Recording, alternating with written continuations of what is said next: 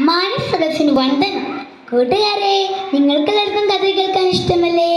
ഞാനിവിടെ പറയാൻ പോകുന്ന കഥയുടെ പേരാണ് സുന്ദരി പശുവും മാൻകുട്ടിയും. പണ്ട് ഈ ഗ്രാമത്തിൽ അപ്പു എന്നൊരു കുട്ടി ഉണ്ടായിരുന്നു. അവനൊരു പശുക്കുട്ടിയും ഉണ്ടായിരുന്നു. സുന്ദരി എന്നായിരുന്നു അവളുടെ പേര്. എന്നും രാവിലെ അപ്പു സുന്ദരിയും കുട്ടി പുല്ലുമേയാൻ പോകുമായിരുന്നു.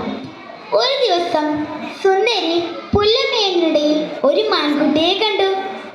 പല പ്രാവശ്യം കണ്ടപ്പോൾ അവർ ചങ്ങാതിമാരായി. ഒരു ദിവസം മാൻകുട്ടി ചോദിച്ചു, സുന്ദരി സുന്ദരി, നീ എൻ്റെ കൂടെ കാട്ടിലേക്ക് പോയിരുന്നോ? അവിടെ ധാരാളം പഴങ്ങളും നല്ല നല്ല പൂക്കളും ഭംഗിയുള്ള പുല്ലുകളൊക്കെ ഉണ്ട്. നിനക്ക് വേണ്ടതൊക്കെ തരാം. പല പ്രാവശ്യം പറഞ്ഞപ്പോൾ സുന്ദരി കാട്ടിലേക്ക് പോയി. കാട്ടിലെത്തിയപ്പോൾ സുന്ദരി പറഞ്ഞു, ഹായ് ഹായ്, ഈ കാടിന് എന്ത് നല്ല ഭംഗി! എത്ര പൂക്കൾ, എത്ര പഴങ്ങൾ, ഭംഗിയുള്ള പുല്ലുകൾ. സുന്ദരിയുടെ കളിച്ചും രസിച്ചും നിൽക്കുമ്പോൾ പെട്ടെന്നൊരു ശബ്ദം കേട്ടു. ഗർ ഗർ. സുന്ദരി പേടിച്ചു പോയി.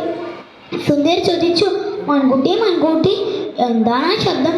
മൃഗങ്ങളെല്ലാം പേടിച്ചോടുന്നല്ലോ. ഇത് കേട്ട മാൻകുട്ടിയും ഓടാൻ തുടങ്ങി.